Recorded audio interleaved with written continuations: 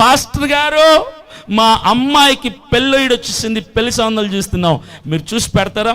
సరే అమ్మ చూస్తాంలేండి, మంచి సంబంధం చూస్తాం అంటే సరే అండి, మంచి రక్షణ, మంచోడై ఉండాలి, బాగా చదువుకున్నోడని, మంచి ఉద్యోగం చేస్తుండాలి, కుటుంబం బాగుండాలి, అంతా బాగుండాలి పాస్టర్ గారు. మంచోడిని చూస్తాంలే అంటే అందరూ వెళ్ళిపోయాక, చర్చ అయిపోయాక ఒక మాట పాస్టర్ గారు, చిన్న మాట అండి, చిన్న మాట పాస్టర్ గారు, అంత సిగ్గుపడిపోతావేమంట, పెళ్లి చూపులు మీ అమ్మాయికి కదా, నీకు కాదు కదా, అదే ఒక చిన్న మాట పాస్టర్ గారు, చెవులోనే చెప్పాలా, పబ్లిక్గా చెప్పకూడదా? చెవులోనే చెప్పాలండి. చెవులోనే చెప్పాలి అన్నప్పుడే అర్థమైపోయింది అది పనికి మాలిన మాట అని. సర్లే చెప్పాడు, మా బతుకంతా మీ ఏడుపు ఇంటమే, పాస్టర్ గారి జీవితం అంతా అంతే. సరే అని చెవాడేస్తే చెవు తీసుకొని చెవులో ఏం చెప్తుంది తెలుసా? అదే పాస్టర్ గారు అన్నీ చెప్పాను కదా క్వాలిటీస్ అబ్బాయికి, అన్నీ చెప్పావులే అమ్మ, ఏదో చెప్పు చివరి మాట, అదే ఏసై నమ్ముకొని ఉండాలి, మా వాడై ఉండాలి. మీ వాడినే చూస్తానులే అమ్మా, మీ వాడినే చూస్తాను, మనల్ని చూస్తాం, లేదా ఆ గ్రహాంతర వాసుల్ని తీసుకొని రాలేం కదా మేము, భూమి మీద ఉన్న మనతోటి మనుషులు లేదు. అది కాదు పాస్టర్ గారు అంటే, అదే అండి, అదే అంటే మా వాళ్ళంటే మా కులపోలు, మా సెగ్గుండకల్లా సంఘాల్లో ఇలాంటి పనికి మాలిన మాటలు, ఇలాంటి పనికి మాలిన బుద్ధి పెట్టుకుని ఎందుకు వస్తారు సంఘాలకి? Why you're catching the Bible? Why you're praying to the Lord? You're wasting your valuable time by coming to the presence of God.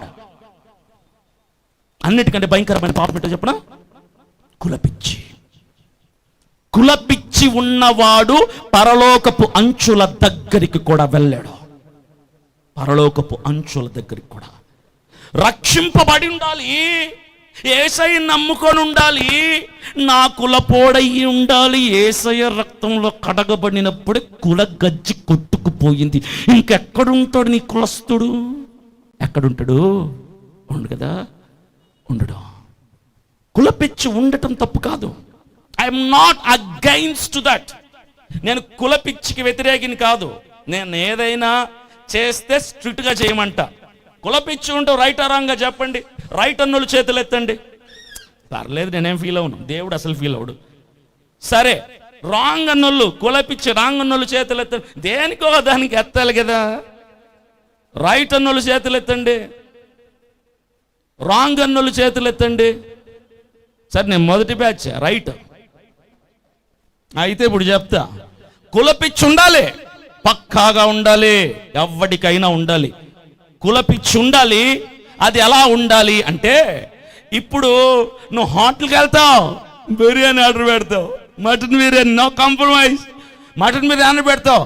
Ray hotel owner మన కులపోడా కాదు కనుక్కో ఫస్ట్. మన కులపోడ అయితే నో ప్రాబ్లం. వంట వండినోడు మన కులపోడ కాదు కనుక్కో, మన కులపోడ వండితేనే తింటా నేను, నాకు కులపిచ్చెక్కురోయ్, కాంప్రమైజ్ ఉండదు. సరే మనోడే, సరే అప్పుడే వస్తారు బ్యారర్ భోజనం పట్టుకొని, ఇదిగోండమ్మా, రే ఆగు, ఇల్లరా ఇల్లరా, నా కులమేనా నీది, మంది సేవ కాదండి, నాది వేరే. ఎలా నీ బిర్యానీ వద్దు, నువ్వు వద్దు సచ్చినాడు, ఎలా హోటల్ మారిపోతావు. హోటల్ ఏ హోటల్ వెళ్ళినా నీ కులపస్తుడు, ఈ కులానికి సంబంధించిన ఉండడు.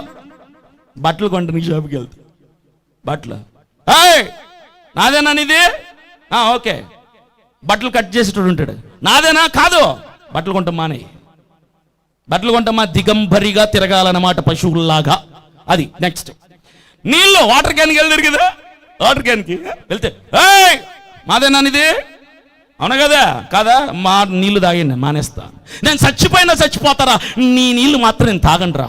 అది వాటర్ క్యాన్లో తాగిన వాళ్ళు కొంతమంది ఉంటారు ఇక్కడ కదా, మున్సిపాలిటీ వాడు వాటర్ తిప్పుతాడే రెడ్లు, వెళ్ళరా నువ్వు రోజు నీళ్ళు తిప్పుతున్నావు, నువ్వే కదా మాకు మా వీధికి, మాదేనా అనేది, కాదా, కాదా, చంపేసావు కదా బాబు, చచ్చిపోతా నీతే నేను. అన్నం తినేటప్పుడు, నువ్వు బియ్యం ప్యాకెట్ కొనేటప్పుడు, ఆ బియ్యం అమ్మేవాడు నీ కులస్తుడా కాదా చూడాలి, ఆ బియ్యం పండించిన వాడు నీ కులస్తుడా కాదా చూడాలి, ఆ బియ్యాన్ని విత్తులు వేసిన వాడు నీ కులస్తుడా కాదా చూడాలి, బట్ట కుట్టేవాడు నీ కులస్తుడా కాదా చూడాలి. వీటన్నిటిలో మీరు స్ట్రిక్ట్ గా పాటించగలిగితే నేను మిమ్మల్ని అప్రిషియేట్ చేస్తా, మీకులాగా నేను కూడా మారిపోతా. అవుతుంది మీ వల్ల? అవదు కదా. మరి అటు ఇటు కానీ బతుకులు ఎందుకే? అయితే స్ట్రిక్ట్గా బతుకు, లేదంటే మానుకో, నోరు మూసుకొని యేసయ్యా స్తోత్రమయ్యా అనుకుంటా బతికే. కులపిచ్చి స్ట్రిక్ట్గా ఫాలో అవడం కానీ మీ బతుకులకి పెళ్లి దగ్గర కావాల్సి వచ్చింది కులము. నేను ఇంటర్మీడియట్ చదువుతున్నప్పుడు నేను నా ఫ్రెండ్ కలిసి భోజనానికి వెళ్తే, మాది రాయలసీమ కొంచెం ఎక్కువ ఉంటుంది అక్కడ ఫీలింగ్. అయితే వాడిది విలేజ్. భోజనానికి వెళ్తే నాకు పేపర్ ప్లేట్లో వాడికి స్టీల్ పళ్ళెంలో పెట్టింది ఆవిడ. నేనంటే గౌరవం అనుకున్నా. మా ఫ్రెండ్ కూడా వచ్చేటప్పుడే వాడికి కూడా పళ్ళెంలో పెట్టింది. నాకు మాత్రం ఇదేంట్రా నేను ఇంత స్పెషలా మరి మీ ఇంట్లో అనుకుంటే, వాడు నా పక్కనోడు అన్నాడు, ఫ్రెండ్ స్పెషల్ కాదురా, నీ స్థాయి ఇది, మా స్థాయి ఇది అన్నాడు. అంటే పేపర్ ప్లేట్ స్థాయి అన్నది 5 రూపాయల నా విలువ అంటే మరి అంతే ఇక్కడ అన్నాడు. సర్లే, నాకు ముందే భోజనం చాలా ఇష్టం. పేపర్ ప్లేట్ అయితే ఏదైతే చికెన్ బెటర్ తిన్నాం వెళ్ళిపోయాం. ఒక 2-3 నెలల తర్వాత వాళ్ళ నాన్నకి యాక్సిడెంట్ అయింది. రక్తం కావాల్సి వచ్చింది. రక్తం కావాల్సి వస్తే నేను 36 సార్లు రక్తం ఇచ్చా. 36 సార్లు ఇచ్చా రక్తం. నేను బ్లడ్ డొనేట్ చేశా. వాడికి ఎవరు గుర్తొస్తారంటే నేనే కదా. ఫోన్ చేశాడు. నేను వెళ్ళా, ఇస్తాను రా అని చెప్పి వెళ్ళా. వాళ్ళ నాన్న జాబోతిలో ఉన్నాడు. వాళ్ళమ్మ పక్కనుంది. అమ్మా బ్లడ్ ఇవ్వమంటారా? బాబు దేవుళ్ళ వచ్చావు బాబు, రక్తం ఇవ్వు బాబు. భోజనం పెట్టడానికి కులం చూసావే, నీ భోజనం మహా అయితే ప్లేట్లో పెడతావు, నీకేమంటుకోదు కదా. ఇప్పుడు రక్తం మీ ఒంట్లోకి వెళ్తుంది, మీ ఆయన ఒంట్లోకి వెళ్తుంది. నా కులం తెలుసా నీకు? ఇప్పుడు నా కులం వేరే, మీ ఆయన కులం వేరే. ఇవ్వమంటావు రక్తం? బాబా మా ఆయన బతికించి బాబే రక్తం. సిగ్గుండక్కర్లా. ఇక్కడ రాదక్కు లడ్డు. హాస్పిటల్కి వెళ్ళి రక్తాన్ని ఎక్కించుకునేటప్పుడు రాదా కులం గుర్తు రాదా? చచ్చిపోతామని భయం కదా. ఎక్కడ వాడాలో అక్కడ వాడతారు, ఎక్కడ వాడకూడదు. సంఘానికి కొత్తగా ఎవరైనా విశ్వాసిస్తే ఏది మీది? పెళ్లి దగ్గరకు వస్తే మా వాళ్ళై ఉండాలి. ఎక్కడున్నారు మీ వాళ్ళు? ఎప్పుడైనా దేవుణ్ణి అడిగావా? నువ్వు ఆరాధిస్తున్న దేవుడు యేసుక్రీస్తు ప్రభువుల వారే అయితే ఏ రోజైనా యేసయ్యని, ప్రభువా నాకు ఒక డౌట్ ఉంది నాయన, ఇంతకు నీ బ్యాచ్ ఏంటి, నాదేనా నీది కాదా తెలుసుకోవాలి కదా. అడగరా దేవుణ్ణి? అడగాలి.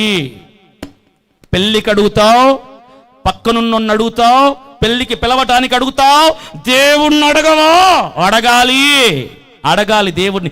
మీకు దమ్ము, ధైర్యం, రోషం ఇలాంటిది ఏవైనా ఉంటే మోకరించి బైబిల్ ముందు పెట్టుకొని 2 చేతులు ఆకాశం వైపెత్తి ఉపవాసం ఉండి కన్నీళ్లు కార్చి యేసయ్యా యేసయ్యా నీ కులమేంటయ్యా అని ఏడు.